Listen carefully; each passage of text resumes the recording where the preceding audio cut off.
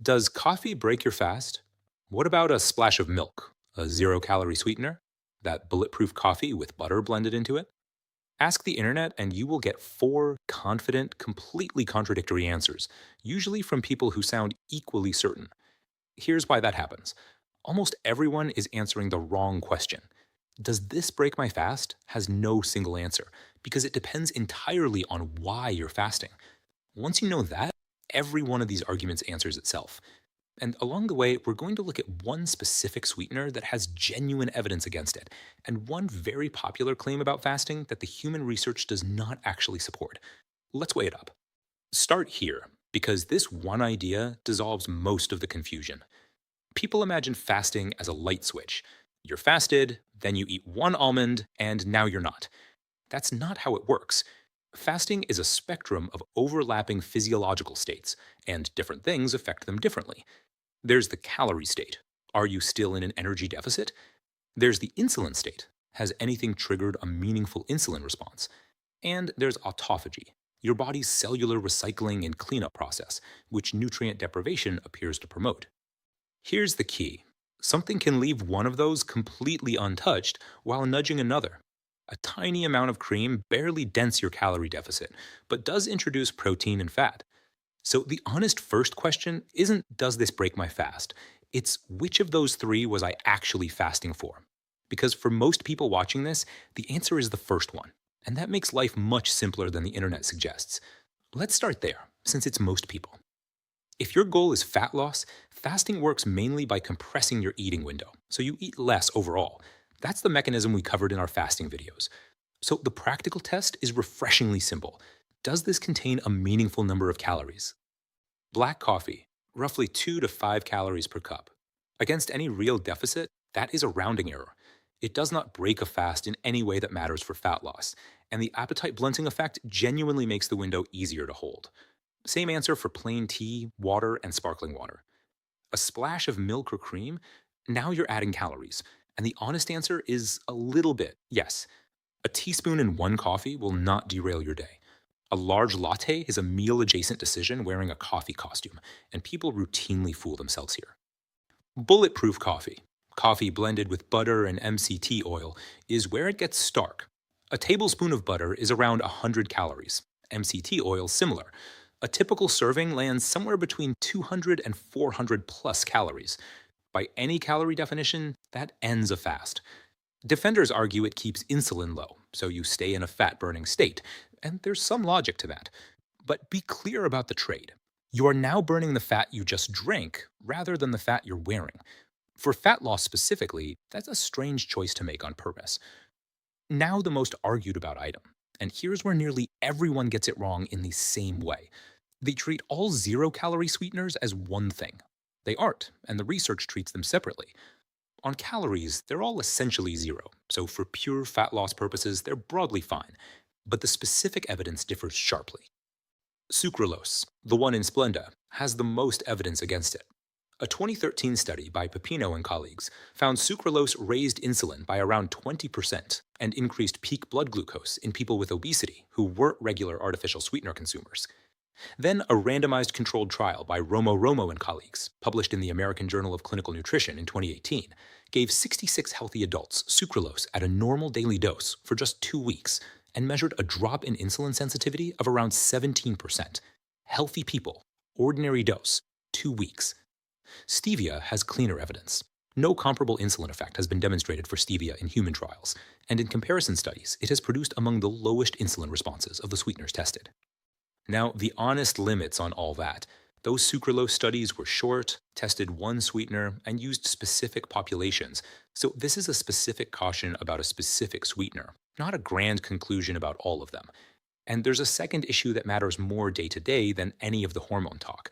For some people, intense sweetness during a fasting window ramps up cravings, and they simply eat more later.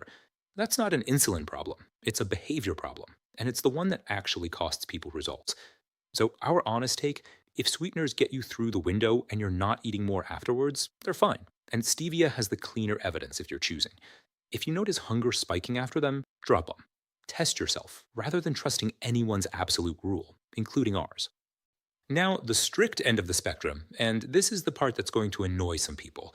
You have absolutely seen the infographic. Fast for 16 hours and autophagy switches on. Confident, specific, widely shared. Here's what the human evidence actually supports. Far less than that.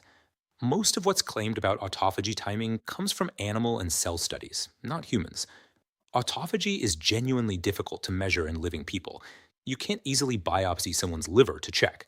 So most human work relies on indirect markers in blood cells.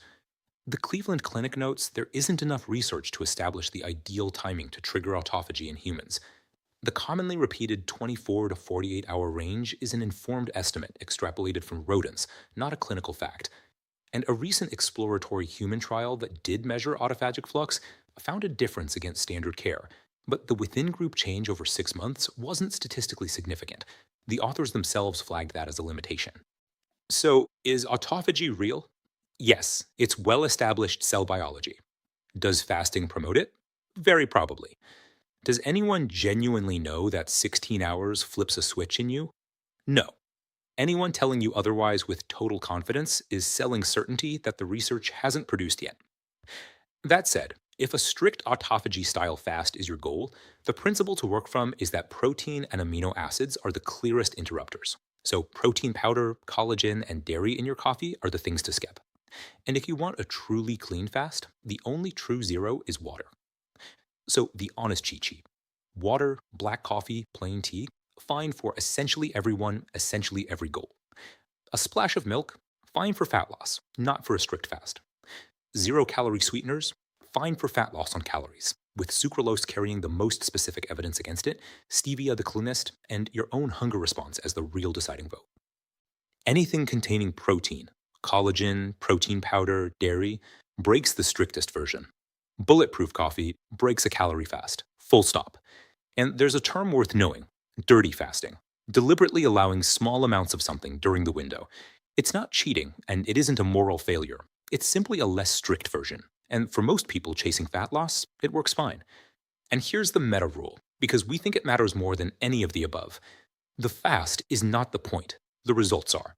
If you're standing in your kitchen at 7 in the morning, genuinely anxious about whether a teaspoon of oat milk has ruined your metabolic state, something has gone wrong, and it isn't your insulin. Fasting is meant to be a tool that makes eating less feel easier. If it has become a set of rules generating anxiety, the tool is working against you, and a simpler approach would serve you better. And the standard important caveat: fasting isn't for everyone. If you're pregnant or breastfeeding, diabetic, or taking blood sugar lowering medication, have a history of disordered eating, or you're under 18, this is a conversation for a doctor before you start, not a video. So, the bottom line: 4 honest points. 1. Does this break my fast? Depends entirely on why you're fasting: calories, insulin, or autophagy. 2. For fat loss, which is most people, black coffee and tea are a non-issue, and bulletproof coffee is a meal. 3. Sweeteners aren't one category. Sucralose has real human evidence against it.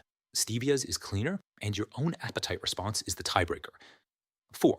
Confident claims about autophagy timing in humans are running well ahead of the actual evidence. And if you want a genuinely strict fast, water is the only true zero. That's what actually breaks a fast. Wait up, honestly. Thank you for watching. We're grateful you'd rather have the real distinctions than a comment section argument about oat milk.